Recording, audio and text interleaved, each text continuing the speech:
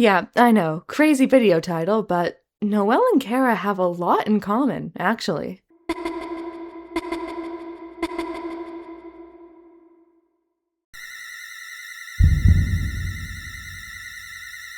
Hi, I'm Chrismarine, and this video is less of an analysis and more just me pointing out fun parallels, so I'll keep it short and sweet.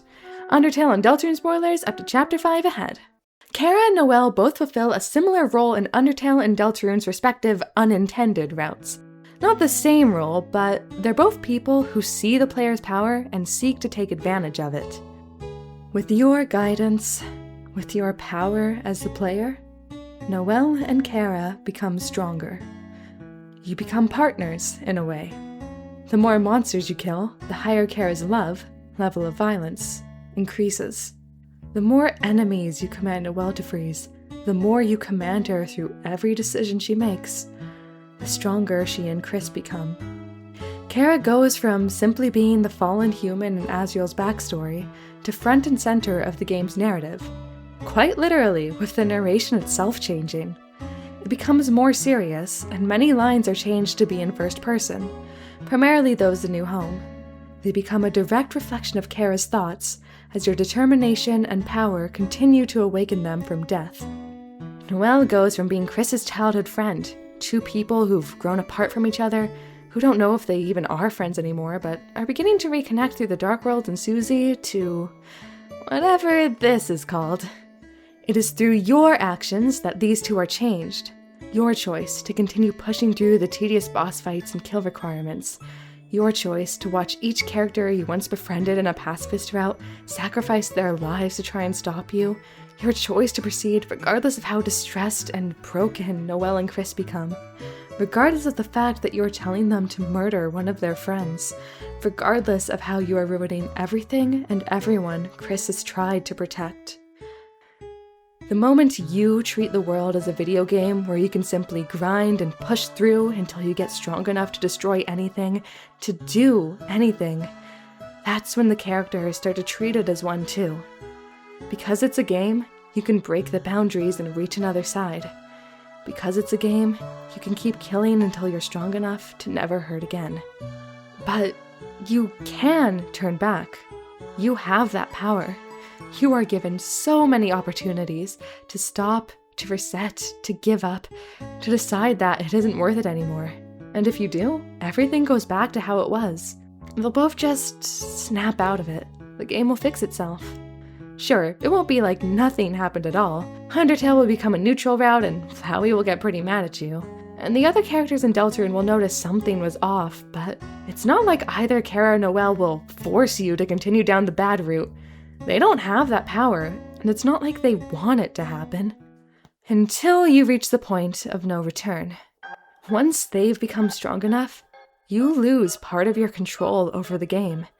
At the end of the No Mercy route, after you have cleared every single encounter, after there is nothing left in the game to do, Chara presents you with choices to erase the world or not, to give them your soul or not, but in the end, the result is the exact same. The world will be erased, and if you want it back, you have to give them your soul. You aren't the one in control anymore. What scares me is that Noelle gains that power halfway through the game. Not at the end, not after you've destroyed the town or shot hoops of gaster or whatever the weird route ending will be.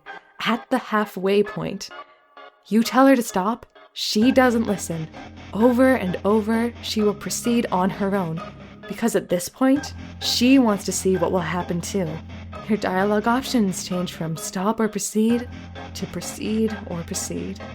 Now, you can still abort the route at this point.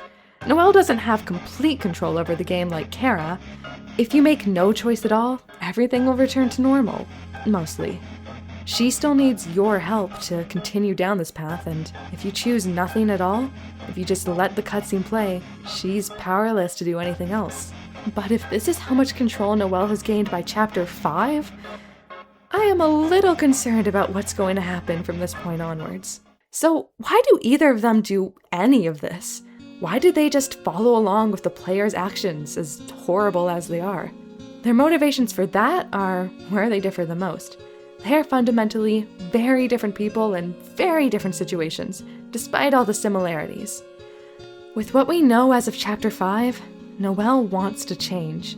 She so desperately wants to be a different person, to escape hometown and all of the expectations forced on her, to break out of the role she's put herself in. Kind, smart, quiet, always putting others first, interested in nothing but her studies, hiding the parts of herself that don't fit that image, liking scary movies and being scared, messing around with glitches in video games, going on adventures, having a crush on Susie, finding Birdie and her mother a bit overbearing, wanting to leave hometown. She's just a normal teenage girl, wanting to express her true self and desires, but feels trapped in who everyone expects her to be, who she expects herself to be. And on a normal route, she does change. Throughout Chapter 2, she becomes more confident in herself. With Susie's encouragement especially, she's given a space, a chance to just be herself. She stands up to both Queen and Birdie, who, despite their good intentions, just do what they think is best for her without listening to her. In Chapter 4, we see her start to express her love for Susie, express her own interests, and be more assertive, take more risks, though she still feels like she can't disobey her mother. This all continues into Chapter 5 as well, culminating with her confessing her love to Susie and straight up telling her mother that she's busy and won't drop everything just to go do whatever she wants. Of course, this doesn't end super well, but it's clear that she has changed so much from the girl we met back in Chapter 1. That change she so desperately longed for ever since Des left, she is achieving it, little by little, and becoming the person she wants to be. On the weird route, this change she craves is found through violence. It is found through getting stronger. It is found through you. You show her that she can become someone stronger, someone who can have the strength to leave everything behind, someone capable of anything, as long as she just listens to you. You, of course, being this new Chris. A Chris who actually changed. A Chris who has done everything, all to make her stronger. All for her. Whatever Chris is now, whatever this voice is, it has changed her, and she wants more. To see the other side of the lake, wherever it will lead, because anywhere, anything, is better than continuing to live as the girl she was. So, for Noelle, the weird route is change. For Chara, the No Mercy route is the exact opposite. It is expected. Chara is dead. They are soulless. They lack the ability to feel compassion or love, and exist only as a ghost haunting the narrative. The extent of which gets debated a lot, but they are present in every route, following along on your journey. I made a whole video about that. If you don't believe me, you can check it out. They lived a life that led them, a child, to hate humanity to the point that they tried to commit suicide. They climbed a mountain that legend said people never returned from, and to attempt suicide again, successfully this time, so Azriel could absorb their soul. All in an attempt to kill the people from their village in an act of, well, whether it was vengeance, or to break the barrier, or both, we'll never know exactly. Because Azriel did not fight back, because he stopped Chara from killing anyone, they both died. That's what causes him to adopt that view of kill or be killed as Flowey, as a direct result of the violence they experienced. Chara expects violence. They always have. But if you prove to them that they were wrong, and that Azriel was right, if you can break the barrier and save everyone without killing anyone, they'll accept that. And when you call out someone else's name against Azriel, it's their memories of meeting him that lets you save him. Chara will help you no matter what actions you take. So, if you prove them right, if you show them that power is all that matters and kill everyone in that pursuit, bringing their love, their level of violence to the highest limit as you do so, they will accept that as well. Remember, at the very start of Undertale, you name them. Sure, Chara is the true name, but the intended name for them on a blind playthrough is your own. As the player, you impose your own identity, your love, your XP, your choices onto them. You aren't the same person, Chara says as much, but they're probably the character most directly influenced by your actions in the entire game. Whatever you choose, they will follow along. Chara needs power. They need to feel control. They need to reach the limits and become as strong as they possibly can. It's how they feel safe, if the 9th anniversary letter is anything to go by. And you simply happen to be the way they can achieve that. So, becoming stronger through violence and pushing the game to its limits. For Noelle, it's a means to achieve the change she longs for. For Chara, it shows them that the purpose of their reincarnation was power, and nothing more. Now, neither of them are perfect victims, helpless to be nothing but a pawn controlled by you. They have agency. While it is your decisions that push them to fixate so heavily on power and violence, part of them wants that. At the same time, they aren't like evil. They're just people reacting to pretty fucked up situations where they feel a lack of control in similar ways. Still, there is a clear difference in how Noelle and Chara regard the player. Chara wants you to face the consequences of your actions. They recognize you as something other. You're not Frisk or themselves, you're the person on the other side of the screen. Sure, they'll call you the one who guides them, the one who helps them realize the purpose of their reincarnation, even their partner, if you go along with erasing the world like they tell you to. Because that's what they expect. Because you've destroyed everything and killed everyone, that must have been what you wanted, right?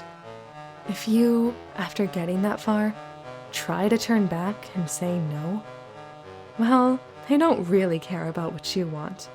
You were simply a means to an end which you have to face the consequences for, because they don't want you to simply be able to reset it all like nothing happened. Why that is exactly, they don't really say. If you do a pacifist route after that, they'll remind you of exactly what you did to everyone. You don't get to have a happy ending anymore. And regardless of if you agree to erase the world or not, they do just straight up kill you. I don't think they like the player very much, or their power over the world to reset over and over again without consequence. Noelle, on the other hand, wants the consequences of your actions, of her actions. Because it's so much more interesting, so much more exciting and freeing than the set path she was marching along before. That, and with the player communicating through her childhood friend, she really likes the player. This new Chris. She's terrified, but she wants to see this through with you.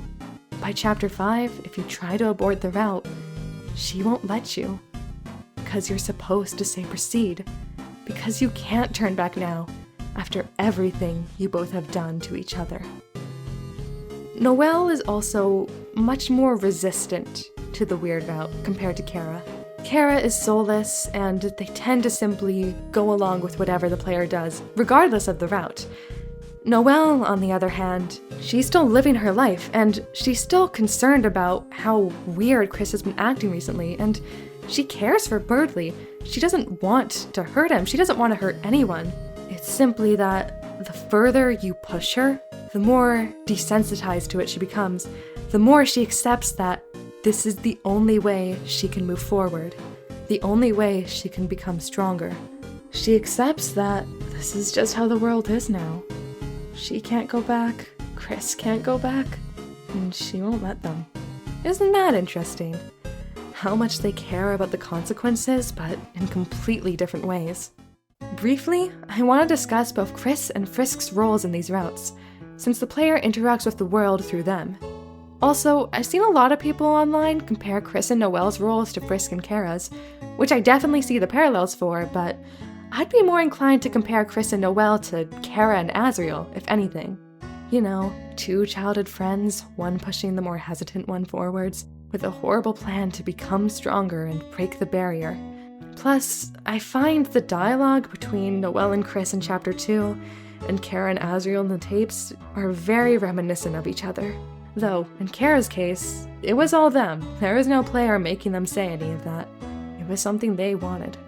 Anyhow, Frisk is weird on a No Mercy route. You act through them, and they seemingly have little reaction to it at all. By the end of the game, it's just you and Chara. Frisk just doesn't exist anymore. But Frisk is described as being soulless, inhuman, as having zero reaction to anything, as stumbling around covered in dust, treating others roughly and only expressing emotion once, making a creepy face after Flowey says they wouldn't hesitate to kill each other. Unlike Chris, Frisk doesn't really have the capability, or desire maybe, to resist the player's control.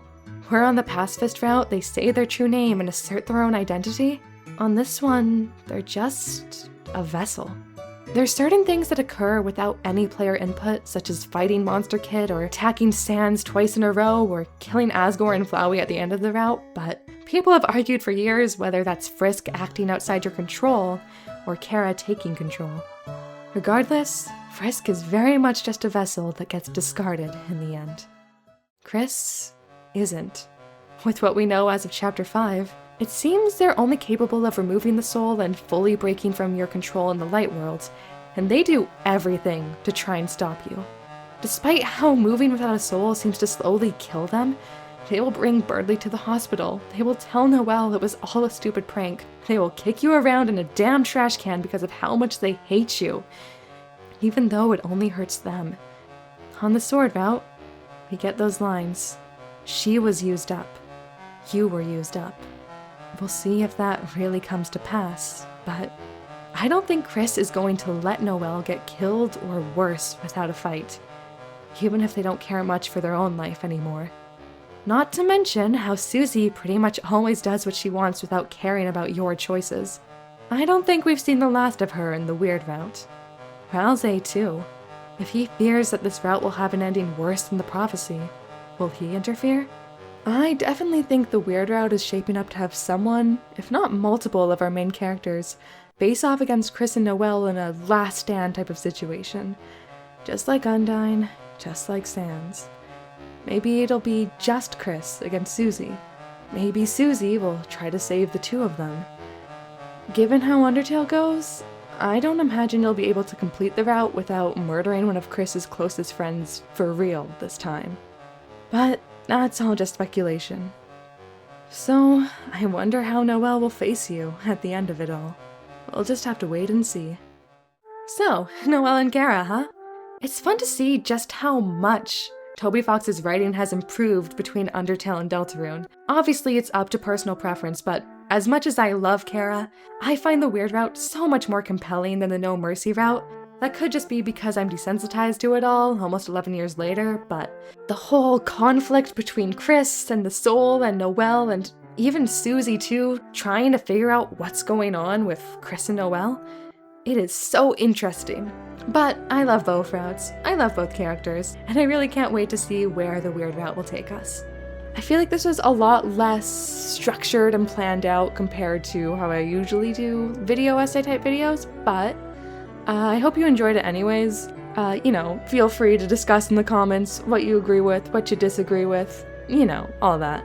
So, thanks for watching, and check out my other videos. I got some analyses, voice acting stuff, let's plays, all on this channel, so check them out.